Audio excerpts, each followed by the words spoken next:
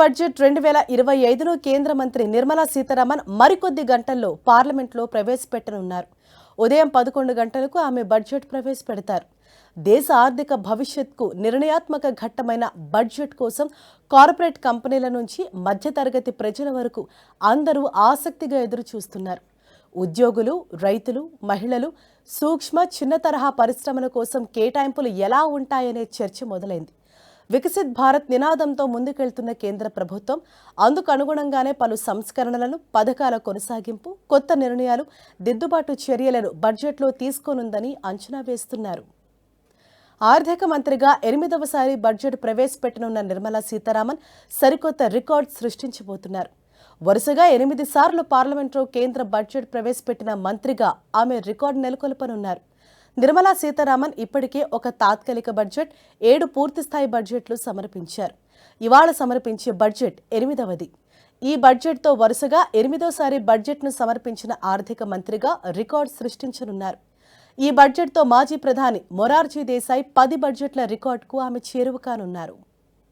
మాజీ ప్రధాని మొరార్జీ దేశాయ్ 1959, 1964 మధ్యకాలంలో 6 బడ్జెట్లు, 1967 నుంచి 69 మధ్యకాలంలో 4 బడ్జెట్లు సమర్పించారు. మాజీ ఆర్థిక మంత్రులు పి. చిదంబరం 9 బడ్జెట్లు, ప్రణబ్ ముఖర్జీ 8 బడ్జెట్లు సమర్పించారు.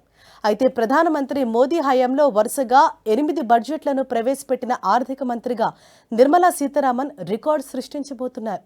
అంతేకాదు, మోదీ హయాంలో అత్యధిక బడ్జెట్లను సమర్పించిన మంత్రిగా కూడా నిలవనున్నారు.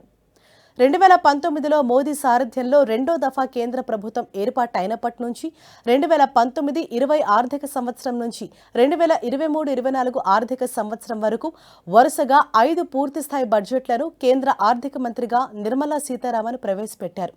గతేడాది సార్వత్రిక ఎన్నికల నేపథ్యంలో తాత్కాలిక బడ్జెట్ పార్లమెంట్కు సమర్పించారు.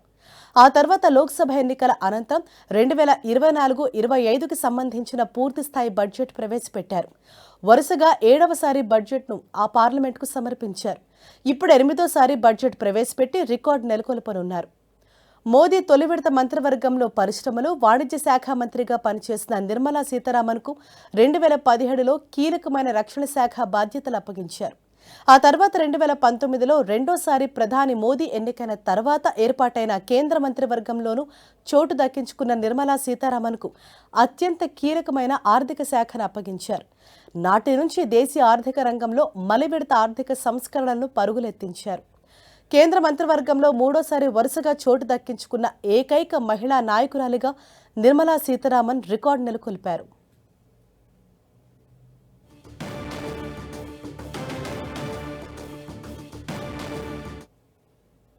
కొద్ది గంటల్లో సెంట్రల్ బడ్జెట్ రాబోతోంది. ఈ నేపథ్యంలో ఈ బడ్జెట్ ఎవరికి పెద్దపీట వేస్తుంది, ఏ రంగాలకు కేటాయింపులు ఎక్కువ ఉంటాయి అనే ఆసక్తి రావటం సహజం. అయితే ప్రధానమంత్రి మోదీ మాత్రం ఓ రోజు ముందే దానికి సంబంధించిన హింట్ ఇచ్చేశారు. ఎక్కువ అంచనాలు లేకపోయినా కూడా సాక్షాత్ మోదీనే ఫలానా రంగాలకు శుభం జరుగుతుందని చెప్పడంతో ఇక హీట్ పెరిగిపోయింది. ఇంతకీ మోదీ ఇచ్చిన ఆ హింట్ ఏంటి? Watch the story.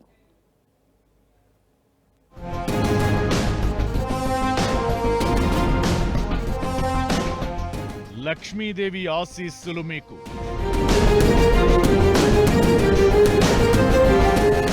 Poor and middle class కి స్టేజ్ సెట్ చేసిన మోదీ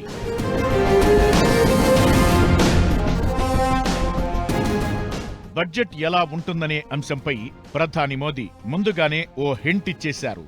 దేశంలోని పేద, మధ్యతరగతి ప్రజలపై లక్ష్మీదేవి కరుణ చూపాలని ఆకాంక్షిస్తున్నట్టు పేర్కొన్నారు. తాము 3వసారి అధికారంలోకొచ్చిన తరువాత మరింత బాధ్యతాయుతంగా ప్రజాకాంక్షలు నెరవేర్చేలా నిర్ణయాలు ఉంటాయన్నారు. మహిళలు, యువతకు అండగా నిలిచేలా నిర్ణయాలు చేస్తున్నామని చెప్పుకొచ్చారు. ఇక ఈ అంశంపై చర్చ జరగాలని అన్నారాయన. దీంతో 2025-26 బడ్జెట్లో పేద, మధ్యతరగతి వర్గాలకు ఉపశమనం కలిగించే పథకాలు ఉంటాయనేది అర్థమవుతోంది.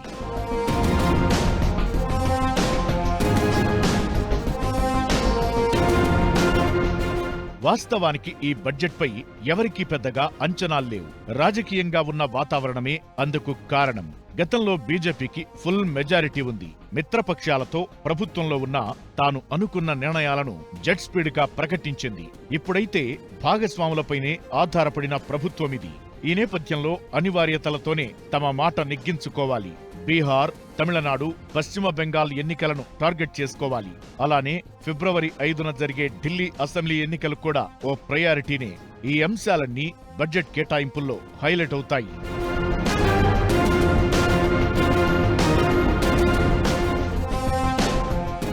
ఎకనామిక్ సర్వే కూడా ఆర్థిక వ్యవస్థ మందగమన పరిస్థితుల్లో వచ్చే ఆర్థిక సంవత్సరంలో వృద్ధి రేటు 6.3% నుంచి 6.8% మధ్యన ఉండొచ్చని అంచనా వేసింది. ప్రస్తుత ఆర్థిక సంవత్సరానికి జీడీపీ వృద్ధి 4 ఏళ్ల కనిష్ట స్థాయికి చేరి 6.4%గా అంచనా వేశారు. జీడీపీ వృద్ధి అంచనా గతంలో 6.5 నుంచి 7%గా ఉండొచ్చనుకోగా సర్వే మాత్రం 0.5% కోసేసింది. ఇదే ఇప్పుడు కీలకం. తయారీ రంగం పెట్టుబడులు తగ్గాయి అనే దానికి ఇది సంకేతంగా చెబుతున్నారు.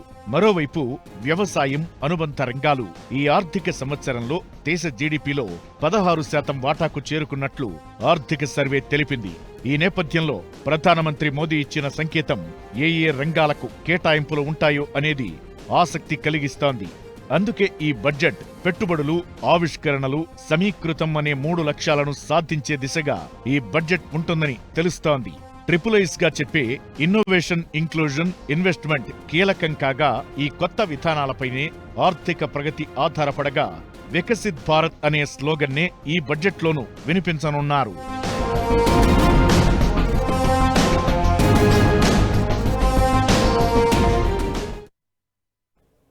బడ్జెట్ వచ్చిన ప్రతిసారి ఆదాయపు పన్ను ఊరట కల్పిస్తారంటూ వేతన జీవులు ఆశగా ఎదురు చూస్తుంటారు. అయితే జీడీపీ వృద్ధి నెమ్మదించిన నేపథ్యంలో ఈసారి మార్పులు ఉండొచ్చన్న అంచనాలున్నాయి. కొత్త పన్ను విధానంలో స్లాబుల సవరణ, స్టాండ్ డిడక్షన్ పెంపు, రిబేట్ పెంపు వంటి అంశాలపై ఉద్యోగులు, వ్యాపారులు ఆశ పెట్టుకున్నారు.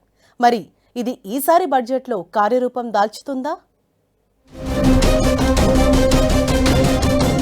దేశవ్యాప్తంగా ధరల సెగ, పన్ను పోటుతో మధ్యతరగతి, పేద వర్గాలు ఇబ్బంది పడుతున్నాయి. ధరలు పెరిగినంత వేగంగా ఆదాయాలు పెరగటం లేదు. దీంతో జీడీపీ వృద్ధి రేటుపై ఈ ఎఫెక్ట్ పడుతోంది. 2 అంకెల వృద్ధి రేటు లక్ష్యం దేవుడెరుగు. ఇప్పుడున్న సింగిల్ డిజిట్ జీడీపీని ఏమాత్రం తగ్గకుండా చూసుకోవాల్సిన అవసరం ఏర్పడింది. ఎగువ మధ్య తరగతి ప్రజలు, వేతన జీవులకు రిలీఫ్ ఇచ్చేది ఐటీ చట్టంలోని సెక్షన్ 80C కింద లభించే మినహాయింపులు. పాత పన్ను విధానం ఎంచుకున్న వారికి వివిధ ఖర్చులు, పెట్టుబడులకు 1,50,000 వరకు మినహాయింపిస్తున్నారు.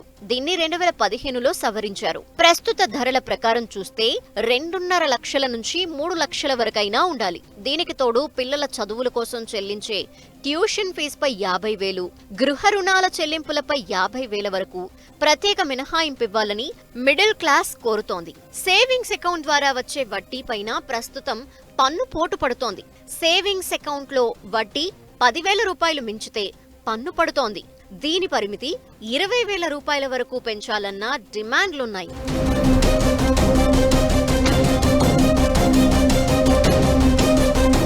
ప్రస్తుతం పాత ఇన్కమ్ ట్యాక్స్ పన్ను చెల్లింపు విధానాన్ని ఎంచుకుంటే 60 ఏళ్ల లోపు వ్యక్తిగత ఐటీ చెల్లింపుదారులకు ఏటా ఆరోగ్య బీమా కోసం చెల్లించే ప్రీమియంపై 25,000 రూపాయల వరకే ట్యాక్స్ మినహాయింపు లభిస్తోంది. సీనియర్ సిటిజన్లు తమ ఆదాయాల నుంచి చెల్లిస్తే 50,000 రూపాయలు, అదే వారి పిల్లలు చెల్లిస్తే 75,000 రూపాయలు పన్ను మినహాయింపు లభిస్తోంది.